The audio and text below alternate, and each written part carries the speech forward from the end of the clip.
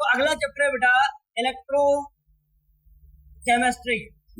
कौन सा चैप्टर है? क्या बात है, तुम तो हिंदी बोल रहे रे यार। विद्युत रसायन। कौन सा बेटा? विद्युत रसायन। इस चैप्टर में दो वर्ड आ रहे हैं अगर अपन नोटिस करें तो। एक तो आ रहा है बेटा इलेक्ट्रो और दूसरा आ रहा है केमिस्ट्री। ठीक है, इलेक्ट्रो जो शब्द काम में लेता है अपन विद्युत के लिए लेते हैं। किसके लिए लेते हैं? विद्युत। और केमिस्ट्री रसायन, इसीलिए इस चैप्टर का हिंदी में नाम क्या है? विद्युत रसायन। सही है, इंग्लिश में इलेक्ट्रोकेमिस्ट्री। अगर अपन बात करें कि इसके अंदर हम पढ़ने वाले क्या है, तो बेटा इसके अंदर विद्युत जो ऊर्जा होगी, पहले तो अपन बात कर लेते क्या?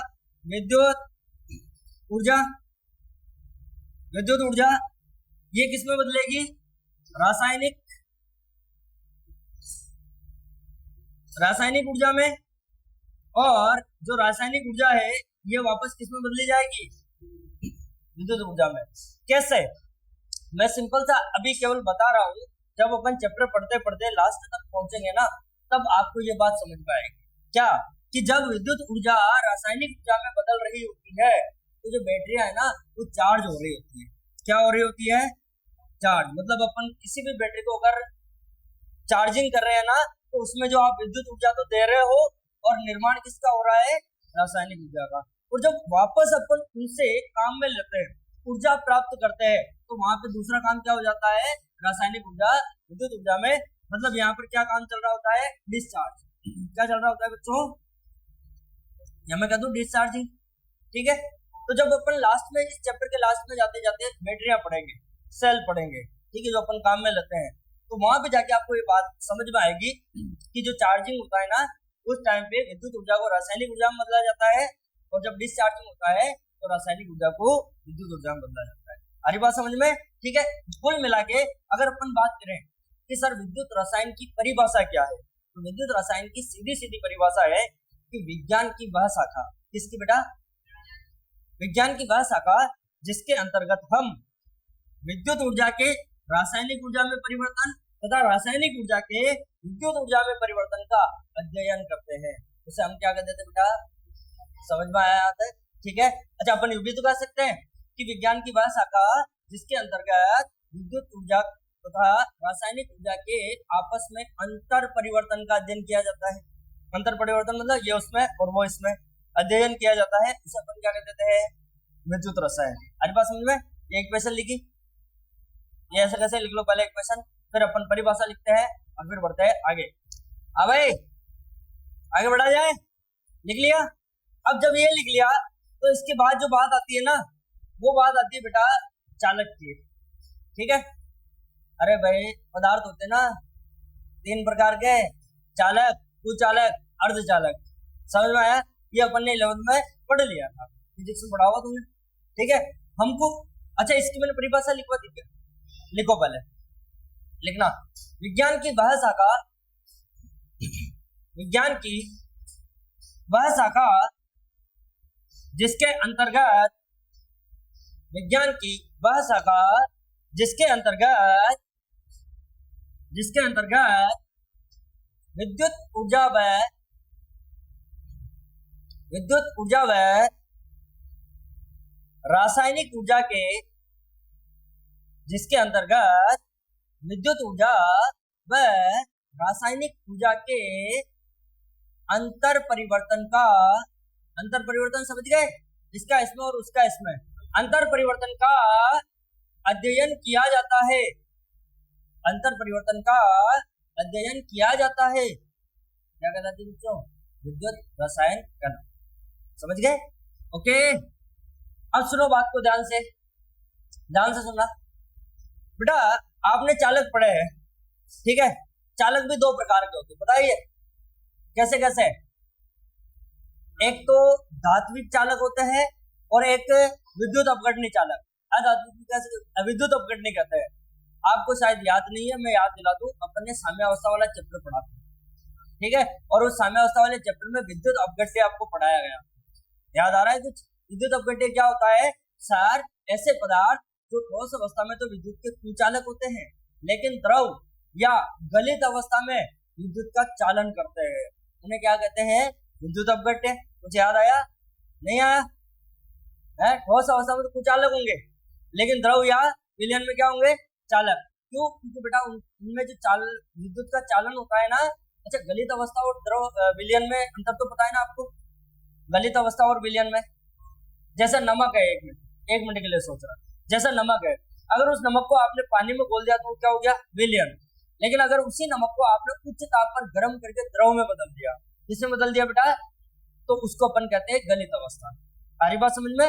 तो गलित अवस्था क्या होती है? शुद्ध अवस्था होती है। और विलयन का मतलब ये हो गया कि किसी भी पदार्थ को विलायक में घोल। बोलो क्लियर है यहाँ तक? अब सुनो, तो हमारे जो चालक है ना वो दो प्रकार के होते हैं। तो सबसे पहले हमको इसमें क्या समझना पड़ेगा बेटा? चालक। ठीक है, तो एक काम करो, ऐसे लिखना चालक और चालक के अपन चार्ट के रूप में इसको पढ़ते हैं। जैसे कि चालक दो प्रकार के होते हैं। कौन कौन से बेटा? एक तो होता है धात्विक चालक और एक होता है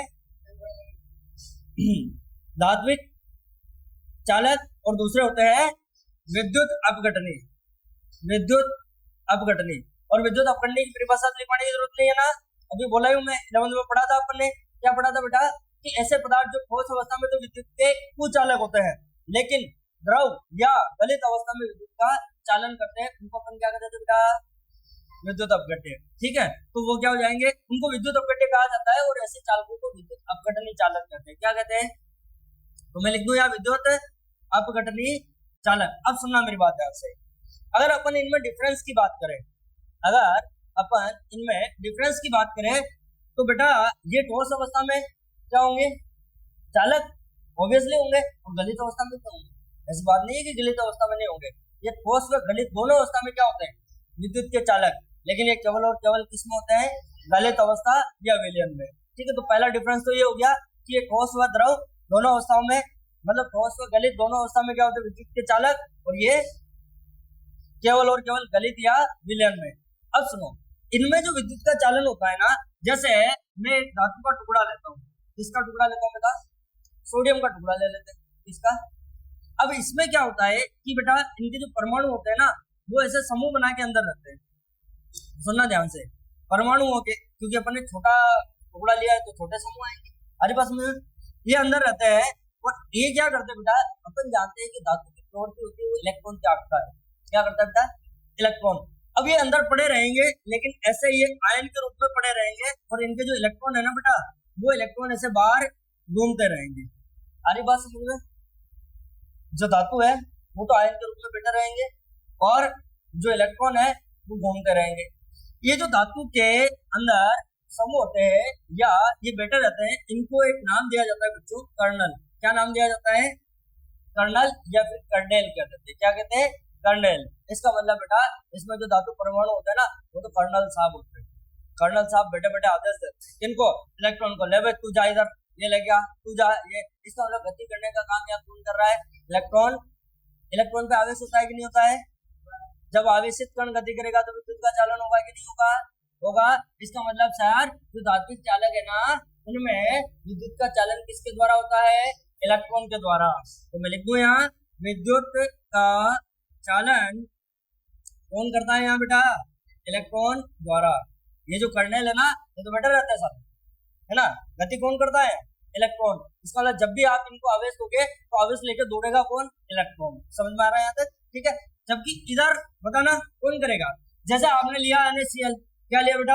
NaCl विद्युत अपघट्य। इसको किसमें बोला? जल में। किसमें बोल दिया? जल में। और ये जल में जाके किस पर टूटेगा? Na++ Cl- में। इसका मतलब बेटा इनके विलयन में या गलित अवस्था में कौन होंगे? आयन। कौन होंगे? आयन। इसका मतलब यहाँ पे आवेश ले जाने का काम कौन करेंगे? आयन। तो इसमें विद्युत का चालन होता है इलेक्ट्रॉन द्वारा, इसमें विद्युत का चालन किसके द्वारा होता है बच्चों? आयन द्वारा।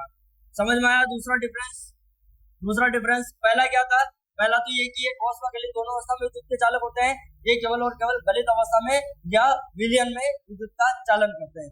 इनमें विद्युत का चालन किनके द्वारा होता है? इलेक्ट्रॉन द्वारा। इनमें किनके द्वारा होता है? अगली बात ध्यान से सुनना, अगर लो हमारे सामने खूब सारे तार है, अपने घर पे भी तार है, हम इनमें इलेक्ट्रिसिटी प्रोवाइड करते हैं, बटन दबाएं करंट जाएगा। जब करंट जा रहा है तो क्या बताना पदार्थ एक जगह से दूसरी जगह जा रहा है क्या? क्या कभी ऐसा हुआ है कि आपने तार यहाँ से यहाँ जोड़ रखा है, स्विच यहाँ है और यहाँ स्विच दबाया, पूरा तार वहां पे जाके इकट्ठा हो गया, लो भाई मैं आवेश लेके आया, होता है कैसा? कभी नहीं होता है। इसका मतलब बेटा इनमें पदार्थ का गमन नहीं होता है, या यूं कह सकते हैं पदार्थ का स्थानांतरण नहीं होता है। लिख दूं मैं यहाँ, पदार्थ का स्थानांतरण नहीं होता है। जबकि अगर अपन इनमें बात करें तो बेटा इनमें जैसे ये विलयन है, ध्यान से सुनना, ये क्या है बेटा हमारा विलयन है, इसका विलयन है NaCl का। मैं क्या करूं, इसके अंदर एक बैटरी डाल दूं, क्या कर दूं, एक बैटरी, और बैटरी से क्या डाल दूं मैंने अंदर, इलेक्ट्रोड। बताइए आपको, ये प्लस है और ये माइनस है। जैसे मैं इलेक्ट्रोड डालूंगा, प्लस वाला इलेक्ट्रोड है बेटा, इसके ऊपर कौन दौड़ के आएगा, माइनस ऑब्वियसली, और माइनस वाले पे कौन दौड़ के आएगा, प्लस दौड़ के आएगा। इसको मतलब बताना इसके अंदर पदार्थ गति कर रहा है कि नहीं कर रहा है, कर रहा है ना। तो मैं कह दूं यहाँ पर कि पदार्थ का क्या होता है बेटा, स्थानांतरण होता है। पदार्थ का स्थानांतरण होता है, सही है, हाँ बोल, नहीं बिल्कुल गलत बात। इसका प्रश्न बड़ा तगड़ा है, इसका अभी तक दिमाग में ही चल रहा था क्या? सुन लो कान खोल के, ये बालक पूछ रहा है कि भाई क्या सर धात्विक को ही पिघलाकर विद्युत अपघट्य बनाया जाता? नहीं, विद्युत अपघट्य अलग पदार्थ होता है। हरी बात समझ में? वो ठोस अवस्था में तो क्या होगा, जैसे NaCl है, मेरी बात सुनो, अभी मैंने क्या उदाहरण लिया बेटा अपने लिए, NaCl। NaCl क्या होता है, क्या धातु है क्या? नहीं कह सकते अब अपन इसके बाद, लवण है ना। तो विद्युत अपघट्य जो है ना बेटा, वह तो अम्ल हो सकता है, या क्षार हो सकता है, या फिर लवण हो सकता है, जिनमें आयन पाए जाते हैं। कुल मिला के वो आयनिक यौगिक है। हरी बात समझ में? जबकि ये क्या है, धातु। धातु तो है शुद्ध, यहाँ तक समझ में आया? और यहाँ तक समझ में आया तो फिर बढ़ते हैं अपन आगे। अच्छा, इसमें प्रतिरोध उत्पन्न होगा, बोलो। अरे प्रतिरोध तो सब जगह होता है ना जहाँ विद्युत का चलन होता है। आवेश के प्रवाह में आने वाली बाधा क्या कहलाती है, प्रतिरोध। 10वीं में नहीं पढ़ा गया, और तो 10वीं में भी यही प्रतिरोध था। आवेश के प्रवाह में आने वाली बाधा प्रतिरोध कहलाती है। इंग्लिश में कहते हैं रेजिस्टेंस, नहीं पढ़ा? रेजिस्टेंट पढ़ा है ना, आर से लिखते हैं उसको। प्रतिरोधों का संयोजन, श्रेणी क्रम, समांतर क्रम 10वीं में था यार, तो फिर ऐसे क्यों कर रहे हैं सर, अभी तक तो नहीं आया? आ गया ना, कोई बात नहीं। अभी अपन मैं केमिस्ट्री में पढ़ाऊंगा आपको, और जैसे फिजिक्स में आपके वो चैप्टर चलेंगे सर बढ़िया से पढ़ाई देंगे, कोई टेंशन वाली बात नहीं है। अब इधर आओ, इसमें जो प्रतिरोध होगा ना, ध्यान से सुनना, ये जो कर्नल साहब बैठे रहते हैं, ये साले हले मिले नहीं बैठे रहते, हले मिले शांति से नहीं बैठे रहते हैं, ये क्या कंपन करते हैं, क्या करते हैं बेटा, कौन करते हैं कंपन, कर्नेल। इसका मतलब अगर ये इलेक्ट्रॉन एक जगह से दूसरी जगह गति कर रहा है आवेश लेके, तो इनके रास्ते में कौन आएगा जो इनका रास्ता रोकेगा, कर्नेल। तो इसमें जो प्रतिरोध उत्पन्न होगा किसकी वजह से होगा बेटा, कर्नेल की वजह से, या मैं कह सकता हूँ कर्नेल में कंपन होने की वजह से। हरी बात समझ में? भाई ठोस है, ठोस के कण गति तो नहीं करते लेकिन कंपन तो करते हैं ना बेटा। तो यहाँ पे लिख सकते हैं अपन कि कर्नेल में कंपन से, कर्नेल में कंपन से क्या उत्पन्न होता है, प्रतिरोध। क्या उत्पन्न होता है, प्रतिरोध उत्पन्न होता है। उधर क्या होगा पता है,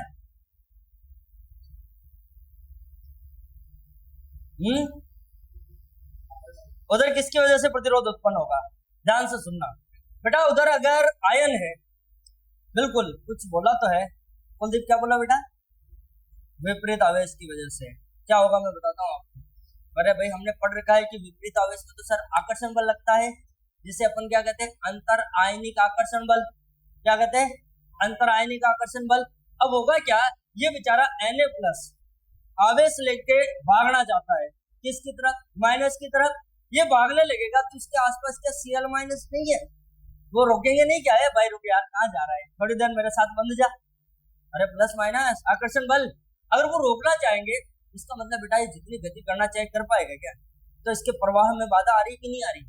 तो बेटा विपरीत आवेश में आकर्षण के कारण यहाँ पर क्या होता है, प्रतिरोध उत्पन्न होता है। एक और वजह से यहाँ प्रतिरोध उत्पन्न होता है, यहाँ हो क्या रहा है, विलयन है, विलयन है, और विलयन के अंदर आयन गति कर रहा है। बोलो मैंने सही कहा। अब अगर आपको मैं एक सिंपल सा एक उदाहरण बताऊं, क्या उदाहरण है सुनना। आपके सामने दो कुंड भरे हुए हैं, एक में पानी भरा है, एक में तेल भरा है। आपसे कहा जाए कि इस कुंड में दौड़ के निकलना है, बताना किसमें आप फास्ट भाग सकते हो पानी के अंदर। पानी, तेल तो थोड़ा गाढ़ा होता है ना यार, शांत पदार्थ होता है, तो उसमें धीरे भाग सकते हैं अपन। इसका मतलब बेटा शांता पड़ा है ना, शांता, शांता का मतलब यूं कह सकते हैं कि कोई भी द्रव कितना गाढ़ा है। आ रही बात समझ में? तो जो शांता होगी ना वो भी तो इसके प्रभाव में बाधा उत्पन्न करेगी। इसका मतलब इसमें जो प्रतिरोध होता है ना बेटा वो दो कारण से होता है। पहला तो कौन सा?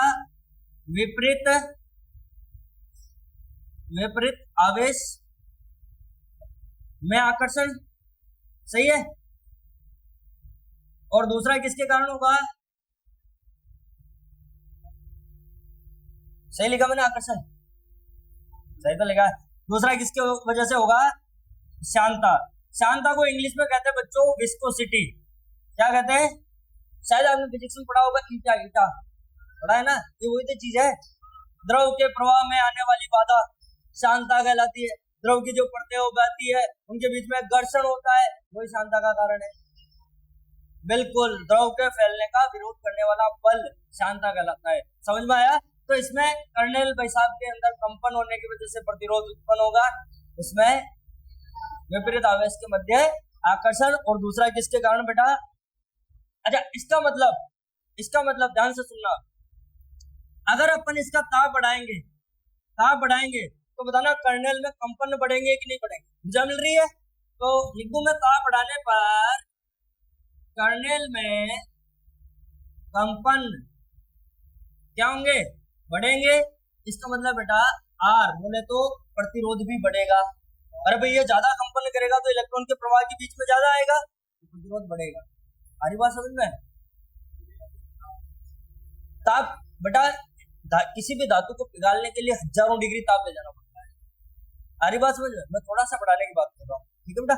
तो अगर इसका अपन ताप बढ़ाएंगे तो कर्नेल में कंपन बढ़ेगा, और अगर कंपन बढ़ेगा तो प्रतिरोध भी क्या होगा? बढ़ेगा, क्योंकि वो ज्यादा बीच बीच में आएंगे। अच्छा, अगर अपन सुनना ध्यान से, अगर अपन इधर ताप बढ़ाएंगे तो बताना ये जो आवेशों के मध्य आकर्षण लग रहा है घटेगा कि नहीं घटेगा? क्योंकि ऊर्जा बढ़ रही है। और अगर आकर्षण बल घट रहा है तो भाई साहब प्रतिरोध भी क्या होगा? घटेगा। इसका मतलब इसका ताप बढ़ाने पर अंतर आयनिक आकर्षण बल, समझ गए? IIA आपका मतलब इंटर आयनिक अट्रैक्शन फोर्स, ये क्या हो जाएगा बेटा? कम हो जाएगा, तो प्रतिरोध भी क्या हो जाएगा? कम। उम्मीद है दोनों में डिफरेंस समझ में आया होगा, है? आया कि नहीं आया? किसी को कोई यहां तक डाउट है? कंपन बेटा आपने ठोस, द्रव और गैस में डिफरेंस पढ़ा है। ठोस, द्रव और गैस, एक उस अंतर में ये था कि गैस के कण सभी दिशाओं में यादृच्छिक गतियां करते हैं, मुक्त रूप से करते हैं। दूसरा आपने ये पढ़ा होगा, द्रव के अंदर कण गति तो करते हैं लेकिन एज कंपेयर टू गैस बहुत कम गति करते हैं, पढ़ा है। फिर आपने ठोस पढ़ा होगा, ठोस में आपने ये पढ़ा होगा कि जो ठोस के कण है वो गति नहीं करते, केवल कंपन गति करते हैं। कंपन का मतलब ये हो गया कि उनकी जो स्थिति है ना, माध्य स्थिति, इसके इर्द गिर्द ऐसे ऐसे ऐसे ऐसे हिलना। और अगर अपन ताप बढ़ाएंगे तो ज्यादा हिलेंगे, जो इलेक्ट्रॉन गति कर रहे हैं ना बेटा उनके रास्ते में ज्यादा आएंगे, और अगर रास्ते में ज्यादा आएंगे तो प्रतिरोध क्या हो जाएगा? बढ़ेंगे। समझ में आया बेटा?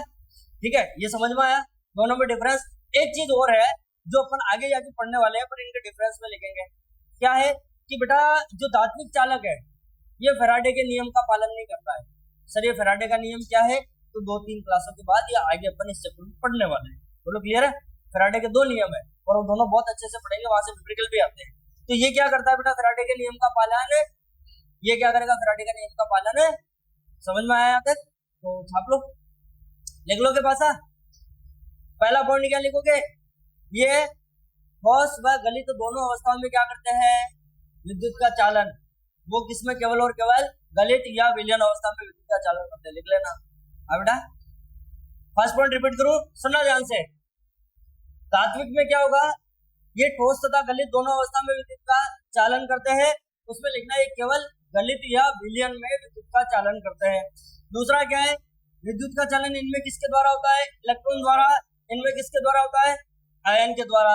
जब यहाँ इलेक्ट्रॉन का प्रभाव हो रहा है तो पदार्थ गति नहीं करेगा, और जब पदार्थ गति नहीं करेगा तो यहाँ पदार्थ का स्थानांतरण नहीं होगा। यहाँ पे भाई आयन जा रहे हैं, परमाणु जा रहे हैं, तो पदार्थ गति कर रहा है, तो तो यहाँ क्या हो गया, पदार्थ का स्थानांतरण। इधर कर्नेल कंपन करते हैं जिससे प्रतिरोध उत्पन्न होता है, मतलब कर्नेल इलेक्ट्रॉन के प्रभाव में बाधा उत्पन्न करते हैं, और इधर कौन बाधा उत्पन्न कर रहा है, समझ में आ गया, ठीक है। और लास्ट वाला भी मैंने समझाया ही है। इसके बाद एक और लिख लेना, वो क्या है बेटा, फैराडे के नियम का पालन नहीं करते हैं, और उधर क्या लिखोगे, फैराडे के नियम का पालन करते हैं। बोलो क्लियर है, ठीक है। बाकी मिलते हैं अपन कल, मतलब नेक्स्ट क्लास में।